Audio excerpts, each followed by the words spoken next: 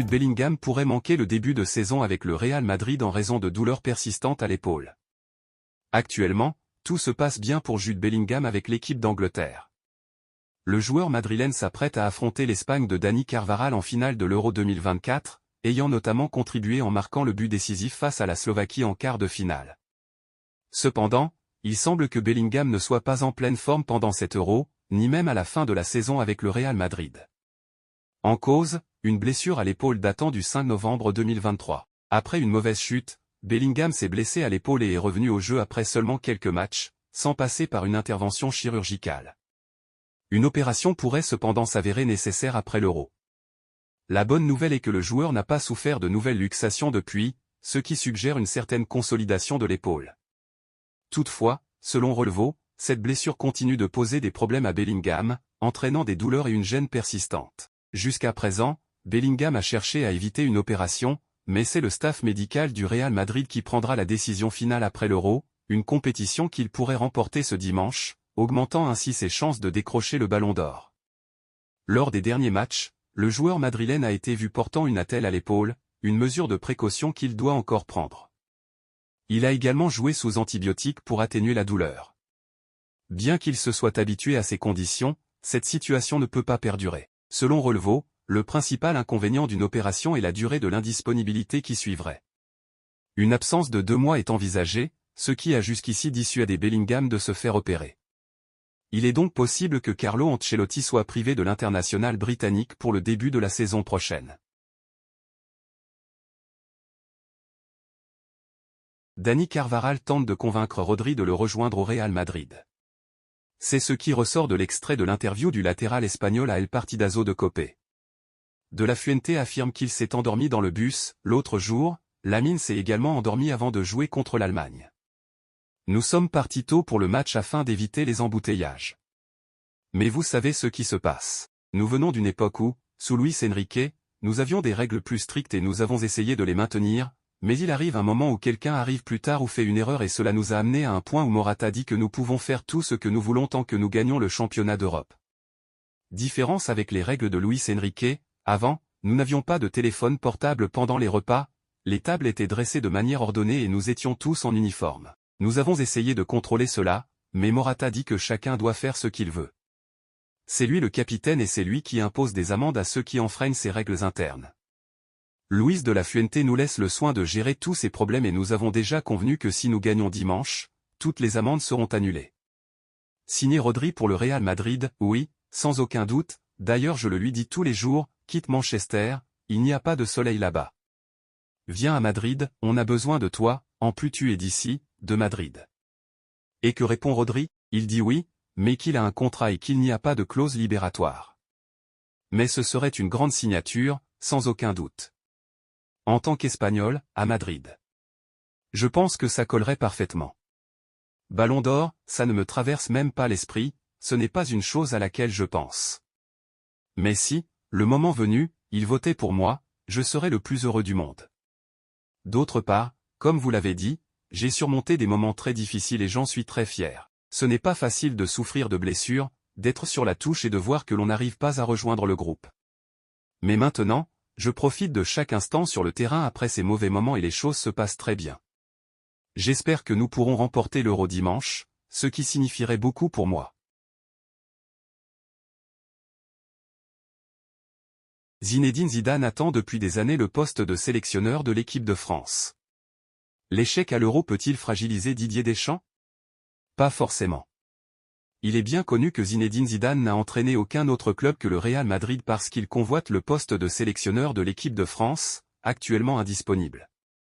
Aucun autre club n'a réussi à convaincre Zidane de prendre les rênes car il souhaite se lancer uniquement dans des projets qu'il maîtrise bien. Jusqu'à présent, aucun projet ne l'a suffisamment séduit. Zidane aspire avant tout à diriger l'équipe de France et il est largement perçu comme le successeur désigné de Didier Deschamps, tant par le public français que par de nombreux dirigeants influents qui le soutiennent. À chaque fin de compétition internationale, la question de savoir si Zidane prendra enfin les commandes se pose.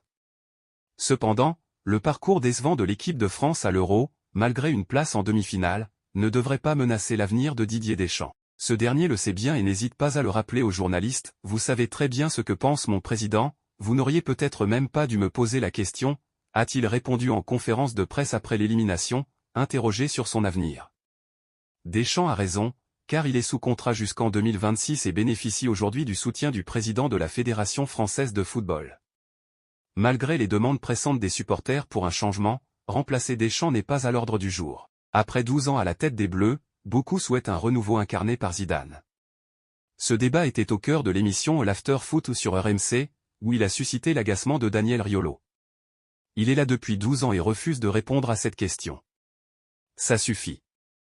Laisse la place, va jouer au padel à Monaco et passe à autre chose, a lancé le chroniqueur. Il ne veut pas que Zidane prenne sa place en équipe de France parce qu'il sait que tout le monde le souhaite. Cela le dérange que Zidane, qui n'a jamais entraîné l'équipe de France, soit attendu comme un sauveur, alors que lui a remporté une Coupe du Monde, atteint une finale et une demi-finale à l'Euro, a-t-il poursuivi. Psychologiquement, Deschamps souffre du fait de ne pas être perçu comme le héros. Il se sent dans l'ombre de Zidane, ce qui le perturbe profondément, a-t-il conclu. Pisté par les plus grands clubs européens, Florian Wirtz n'envisage pas de quitter la Bundesliga cet été. Actuellement engagé à l'Euro avec l'équipe nationale allemande, Florian Wirtz, 21 ans, a réalisé une saison remarquable avec le Bayer Leverkusen, remportant ses premiers trophées. Cette performance exceptionnelle a attiré l'attention de clubs prestigieux tels que Liverpool et le Real Madrid.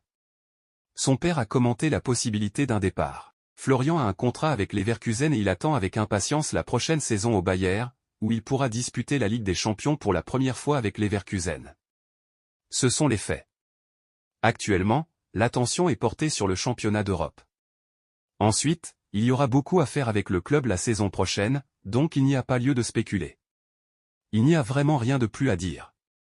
Xavi Alonso pourra donc compter sur son talent au moins pour une année supplémentaire. L'arrivée de Kylian Mbappé au Real Madrid suscite un engouement considérable, dépassant toutes les attentes. Le joueur français attire les foules au Santiago Bernabéu.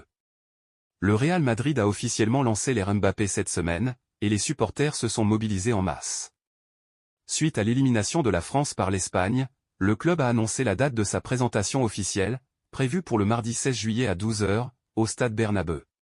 Le club a également communiqué sur le numéro de maillot de Mbappé.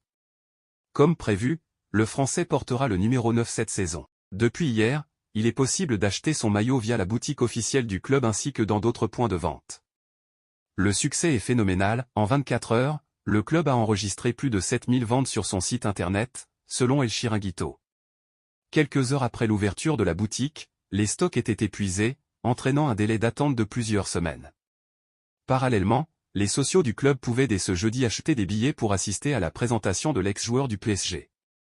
Là encore, l'engouement est immense. En effet, le stade a affiché complet en seulement quelques heures, et Marca rapporte que plus de 60 000 personnes étaient en file d'attente à 10 heures. Alors que Lenny Yoro, LOSC, se rapproche du Real Madrid durant ce mercato estival, le PSG a dû revoir sa stratégie de recrutement.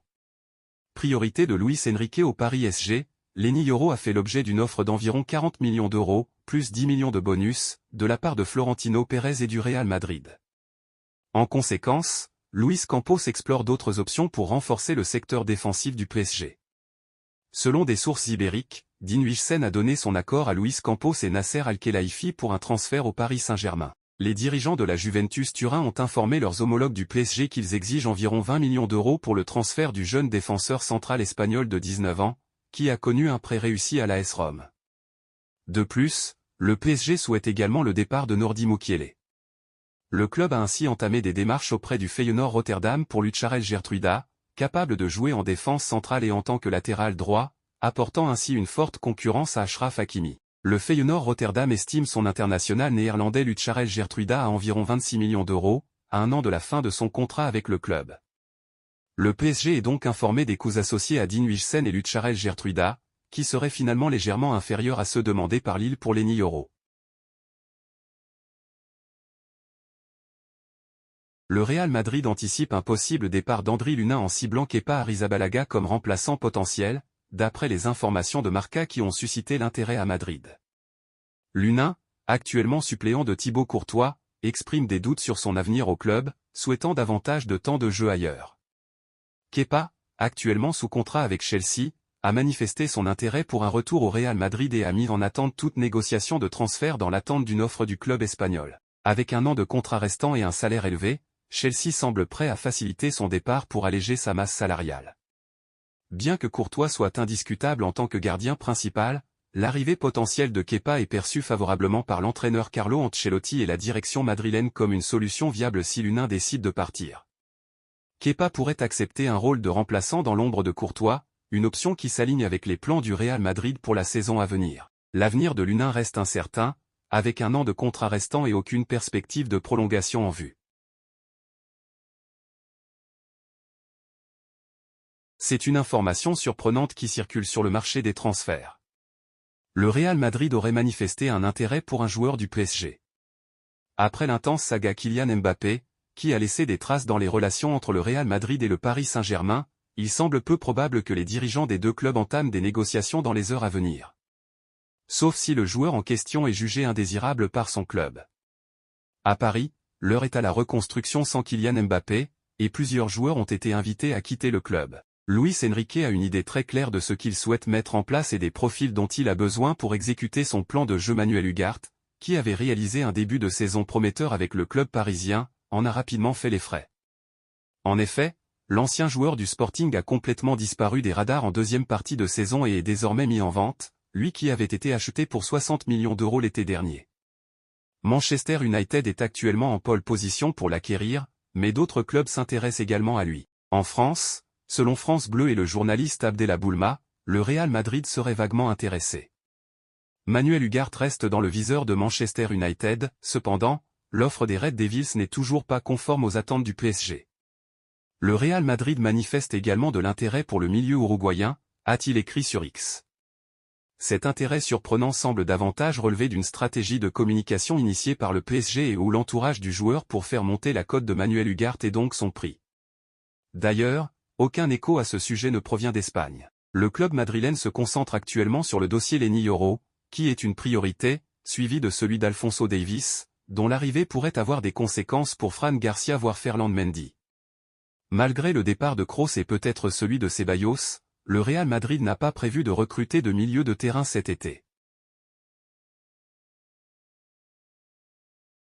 Le jeune attaquant brésilien de bientôt 18 ans doit désormais trouver sa place au sein de l'effectif pléthorique du Real Madrid.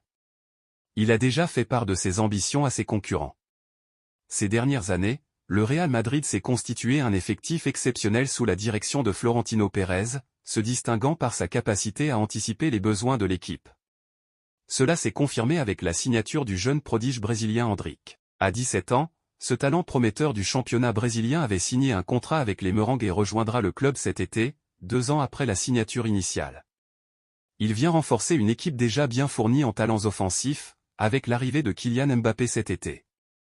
L'international brésilien, 10 sélections, 3 buts, devra ainsi se faire une place au sein d'une armada offensive composée de Mbappé, Vinicius Junior, Rodrigo, Brahim Diaz, Arda Güler, voire Jude Bellingham. Toutefois, Endrick a prouvé dès le début de sa jeune carrière qu'il ne manque pas de courage et qu'il est déterminé à marquer le monde du football. Selon le quotidien AS, Endrick a déjà adressé un message clair à ses concurrents. Le 21 juillet prochain, il se rendra à Madrid pour signer officiellement son contrat dès qu'il aura atteint ses 18 ans. Alors qu'il était prévu qu'il prenne quelques jours de repos après la Copa América, il a pris une autre décision. Selon le quotidien madrilène, Endrick a choisi de rester en Espagne pour s'entraîner avec sa nouvelle équipe. Il souhaite participer à la tournée américaine du Real Madrid, départ prévu le 28 juillet pour les États-Unis, afin de convaincre Carlo Ancelotti. Pour montrer sa détermination, il convient de noter que les autres Brésiliens, Vinicius Junior, Militao et Rodrigo, ne sont attendus que le 31 juillet. L'ancien joueur de Palmeiras a pris cette décision, car il ressent le besoin de s'imposer au sein de cette forte concurrence.